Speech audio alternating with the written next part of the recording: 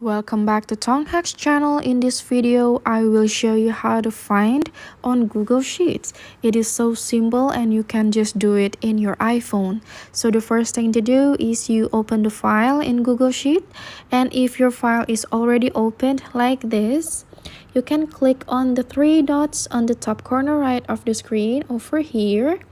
Click Find and Replace. And then there will be a dialog box on the top screen now. You can type any keyword that you want to find in the sheet, such as I want to search August.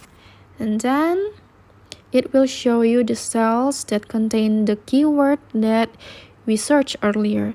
And if we want to search other things such as expense, okay? And then there will also show you the cells that contain the keyword.